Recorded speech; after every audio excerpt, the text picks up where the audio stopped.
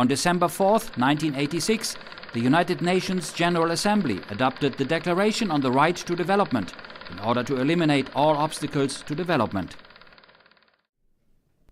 To commemorate the 30th anniversary of this declaration, on December 5, 2016, the Geneva Centre for Human Rights Advancement and Global Dialogue, in cooperation with the Permanent Mission of the Republic of Azerbaijan to the United Nations, organized this panel discussion to analyze the achievements and the challenges and to discuss the way forward for achieving the right to development. Speaking about my own country, Azerbaijan, as I mentioned already in my introductory remarks, we immediately established the special committee, which is headed by one of the deputy prime ministers, and we are determined to very seriously and responsibly follow everything that is related to 2030 agenda.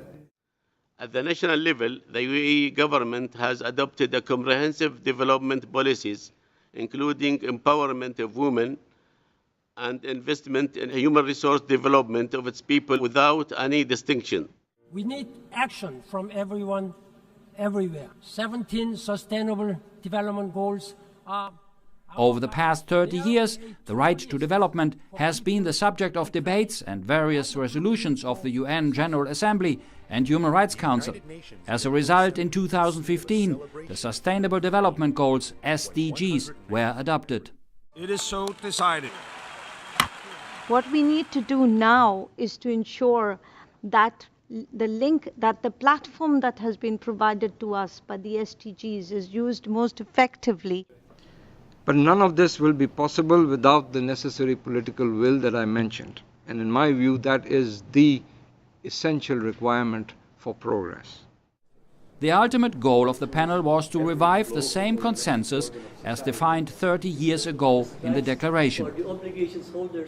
The percentage of poverty globally has declined, from 26% to 13%, between 2002 and 2016, and I think this is a great sign of the kind of progress that the countries are making toward that.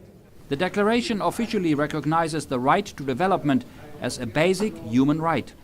But states have the obligation to recognize that it's because of the failure of the implementation of right to development at national and international level that the phenomenon of migration is so challenging now all the states all over the world, because all these people would have preferred to remain in their own countries, providing that their rights should be fully implemented where they are, where they live.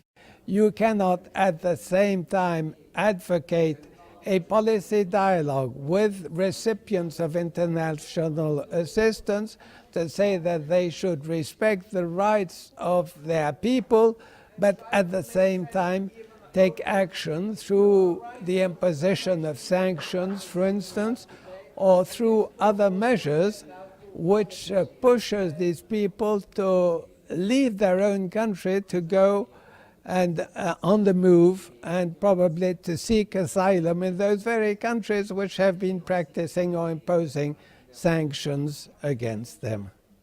If you feel that these rights have not been respected, obviously first you have to go to your own domestic courts to seek justice, to get legal redress.